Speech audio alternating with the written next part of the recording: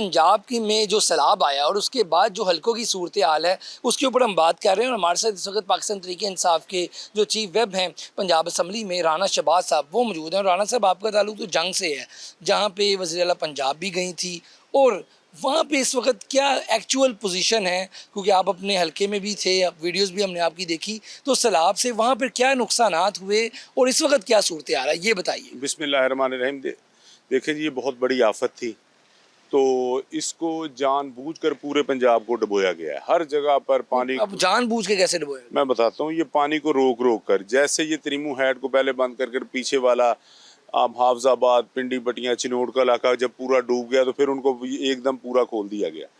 फिर उन्होंने गढ़ महाराजा की दूसरी तरफ कट नहीं लगाया, तो उस इलाके को जो पीछे वाला था महमूद शाह, नैत शाह, ये जो हमारा कोट मपाल और ये तमाम इलाके, मस्जिदें भी उधर जो हैं वो तमाम सैलाब से उन गिर गई हैं, वो शहीद हो गई हैं।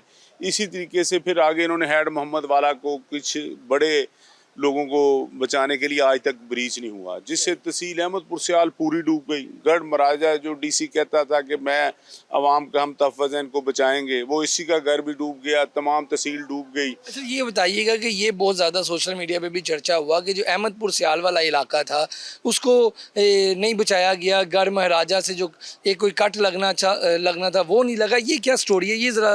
ये गढ़ महाराजा पे ना जी दरिया एक पुल बना हुआ है, उस पुल की कैपेसिटी है पानी गुजारने की 3 लाख। ठीक है। पीछे से पानी जो त्रिमू ऐड से क्रॉस है उसकी कैपेसिटी है 9 लाख। वो फुल कैपेसिटी से क्रॉस करा रहा था 9 लाख, 9.5 लाख होगा 9, वो पूरी कैपेसिटी से ऊपर तक आखिरी इंच तक वो क्रॉस करा रहा था, वो पूरी कैपेसिटी से चल रहा था। आगे क्योंकि उसकी जो थी दोनों तरफ से कट होता, क्योंकि वो गुजरने के लिए पुल बनाया गया है। हेड क्योंकि पीछे है, वो गुजरने के लिए जो गढ़ महाराजा के ऊपर पुल बनाया गया उसको दोनों तरफ से कट करते हैं, आगे भी होता है, तो दोनों तरफ से कट करते वो पानी उधर से गुजर जाना था। ये पीछे जो तहसील अहमदपुर सियाल की आधी तहसील है और 18 हज़ारी की ये बच जानी थी। अच्छा ये बताएं कि अब कितनी फसलें, कितनी ज़मीन मुतासर हुई है, जो तबाह हुई हैं फसलें, और दूसरा जो फूड बास्केट है बड़ा हिस्सा हमारा क्योंकि पंजाब से, जनूबी पंजाब से, तो अब आने वाली कीमतें जो हैं सब्जियों की, जो इनमें हम क्या देखेंगे? देखें जी, ये बहुत नुकसान हो गया है। गवर्नमेंट तो इसको 20-25 लाख एकड़ कह रही है, लेकिन ये 1 करोड़ एकड़ के करीब नुकसान हो गया है। आपके वहाँ पे जो कौन कौन सी फसलें थी जो ज़ेरे आब हुई हैं? हमारे जो थी वो चावल थी और गन्ना थी और कपास थी, ये 3 मेजर थी। और उसके अलावा जो 10-20 लाख जो जानवर थे उनके लिए जो था वो मक्की भी लगी हुई थी, चारे का बंदोबस्त था, वो सारे जो ख़त्म हो गए हैं। तो अब ये जो इन्होंने हमारा जो इलाका डुबा है ना, हैड मोहम्मद वाला को इन्होंने रोका गया, जिससे ये है पीरोवाल भी पूरा डूबा है, शुजाबाद भी पूरा डूबा है। पहली दफ़ा इनसे इतनी नाअहली हुई है कि ये उधर वज़ीर आला भी गई हैं और उनकी सीनियर वज़ीर भी, बाकी वज़ीर भी, वो सिर्फ टिकटॉक बनाने में लगे हुए हैं। वो उन्होंने अमली तौर पे काम नहीं किया, उन्होंने दिखाया जी फूड जा रहा है और बच्चों को उन्होंने बड़ी छोटे बच्चों को रेस्क्यू किया है वहाँ पे। हालात तो फुटेज हमें ये बात हो गई हैं, उनको पता ही नहीं है कि वहाँ पर पानी कैसे कंट्रोल करते हैं। उन्होंने दरियाओं को, हैड मोहम्मद वाला को जो था उन्होंने कट नहीं किया, उसकी कैपेसिटी 2.5-3 लाख थी गुजारने की, वो 9 लाख पानी, ये 3 दरियाओं का उधर पानी आ रहा था, झेलम का, चिनाब का और रावी भी उसमें उधर से गुजरना, उन्होंने कट ही नहीं किया। वहाँ पर 20-20 फुट पानी था, लोगों को डुबो कर रख दिया। लोग जिंदा बचेंगे, वो लोग तो 3-3 लाख रुपए किश्ती वाले को देकर आ रहे हैं, ये सिर्फ और सिर्फ अपनी टिकटॉक बनाने जा रहे हैं। ना उधर कोई पानी दे रहा है, ना कोई फूड दे रहा है। वहाँ पे से सूरत हाल किया, अभी भी वहाँ पानी मौजूद है अहमदपुर सियाल और झांग वाले एरिए? अब ये करते हैं कि ये जो बाईपास बना है उस पर जो सारा इलाका पहले डुबो लेते हैं। अच्छा। फिर कहते हैं जी उस हमने लोगों को बचाने के लिए कट कर लिया, जहाँ पर वहाँ पर 10-10, 12-12 फुट पानी हो जाता, फिर वो अगला इलाका डुबोना शुरू कर देते हैं। वो जब आगे वाला डूब जाता है तो फिर वो और कट करके उसको, वो ऐसा है, वो कह रहे हैं कि कोई बचे ना इधर। तो लोग जो हैं वहाँ पर सैकड़ों वाद हो चुकी हैं। ये जो बाद में आएगा जब लाशें मिलेंगी तो ये बताएंगे, लोग अपने घरों से नहीं निकल सके। आपने देखा होगा सोशल मीडिया पर, क्योंकि इन्होंने मीडिया को कंट्रोल किया हुआ, किसी चैनल पर कुछ आने नहीं दे रहे। आप देखें लोग दरख्तों पर चढ़े हुए हैं। ये ऐसा तो मिसाल के तौर पर मेरा नहीं ख्याल कि क़यामत वाले दिन में पर भी ऐसा हो जैसे इन्होंने कर दिया है। सब लास्ट पे ये बताइएगा, अब 16 से 19 एक फिर मानसून का 11वां स्पेल है, तो दोबारा बारिशें होंगी पंजाब में, तो इस हवाले से आप क्या देखते हैं? वहाँ पे कोई काम हो रहा है या ये पेशेंट कोई तो कर रहा है पीडीएम के वहाँ पे ये मामला होना है, तो कोई काम भी हो रहा है अमली तौर पे? देखिए जी, दरियाओं का एक अपना रास्ता होता है, एक अपना उनका तरीका होता है, उनको पानी गुजारा जाए। देखिए अगर आप त्रिमू हेड से 9 लाख पानी गुजरेगा तो वो हेड मोहम्मद वान उसको कट किया जाएगा, तो दरिया से गुजर जाएगा, कोई मसला नहीं होगा। जब आप उस पानी को गट नहीं करेंगे तो उसकी हाइट जो 6 फुट होनी थी वो जब 20 फुट हो जाएगी, वो फिर जिधर भी जाएगा उधर तबाही मचा देगा। तो बारिशों का कोई मसला नहीं। ये जो इन्होंने कभी सैलाब देखा नहीं, 100 साल में 200 साल में जिन इलाकों में सैलाब नहीं आया, ये हुकूमत ने उधर सैलाब ला दिया, उनको पता ही नहीं सैलाब से। लास्ट में क्या मैसेज देंगे अपने लोगों को भी, देखने वालों को भी क्या मैसेज देंगे? देखिए जी, अब इन्होंने एक पैरा फोर्स और डीसी और फूड का महकमा इन्होंने ख़त्म कर दिया था। अब हमारे इलाके में भी डीएफसी और दूसरे आए हुए हैं और वो गंदम जो जहाँ लोगों के पास पड़ी हुई है वो उसको सील कर रहे हैं। वो कह रहे हैं जी गवर्नमेंट का नोटिफिकेशन है 3000 में बेचे। उन्होंने कहा जी आप 3000 हमें दें और ये गंदम ले लें, नहीं तो ये, लेकिन वो सील करते जा रहे हैं। सील करने से जो मॉइस्चर आ गया है, जो मौसम सैलाबा हुआ है, उसकी वजह से उसको खतरा लग रहा है, बीमारियां लग रही हैं। वो फ्यूमिगेशन ना हुई तो ये गंदम खत्म हो जाएगी। बहरान आने वाला कह रहे हैं, ये बहरान आ चुका है। ये बहरान तो उसी वक्त आ गया था जब इन्होंने किसान का 2200 अरब का नुकसान किया था।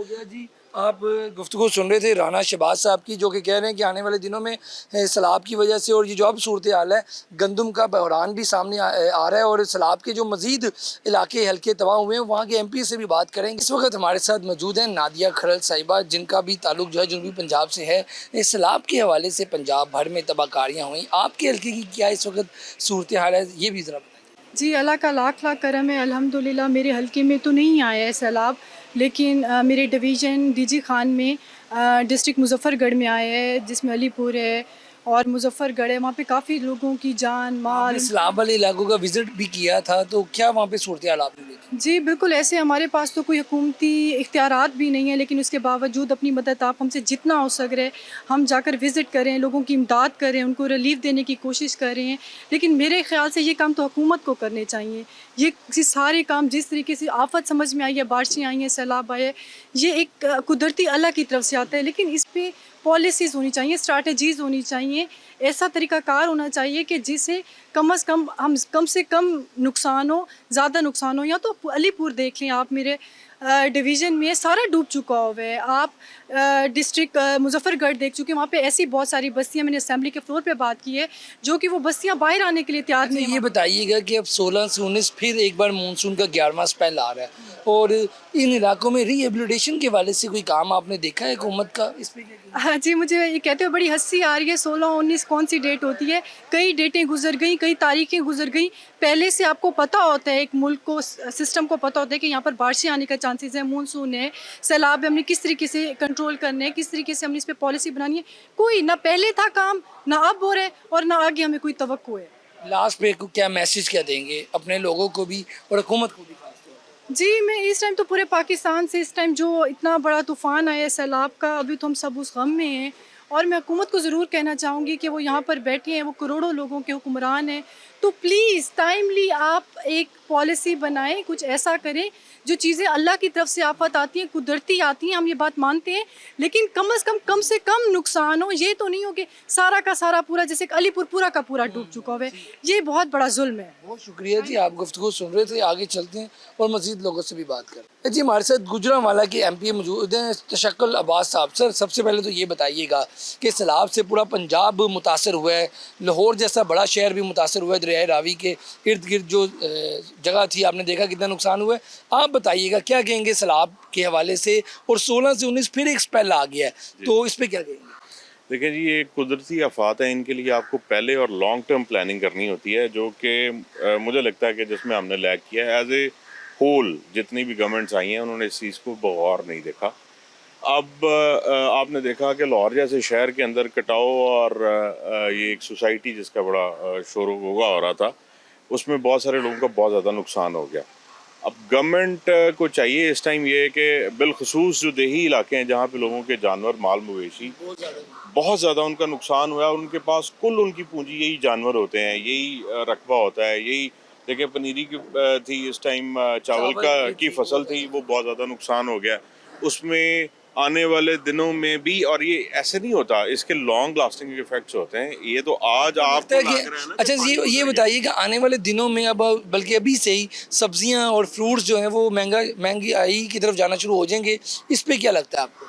देखें, ये अब एक नेचुरल डिज़ास्टर है, इसके आफ्टर इफेक्ट्स भी आने हैं। उसके लिए हमें ज़हनी तौर पे भी तैयार रहना है। इसमें मैं ये समझता हूँ कि फिल फॉर गवर्नमेंट को चाहिए कि सपोर्ट प्राइसेस जो है ना, वो उन उस तरफ लेके जाए, बल्कि सपोर्ट करे उन लोगों को जिन्होंने ये फसलें और ये चीज़ें लगाई हुई ठीक हैं। हो। उनको अपने पास से कंपनसेट करके या सब्सिडाइज करके लोगों को वो राशन जो है और वो चीज़ें पहुँचाए, बिलखुसूस उन रीजन्स में जहाँ पे ये सैलाब आया। आपका हल्का तो गुजरांवाला है, वहाँ सैलाब से मुतासर लोग नहीं हुए या वहाँ पे चीज़ अल्लाह का शुक्र है कि ऐसा नहीं हुआ?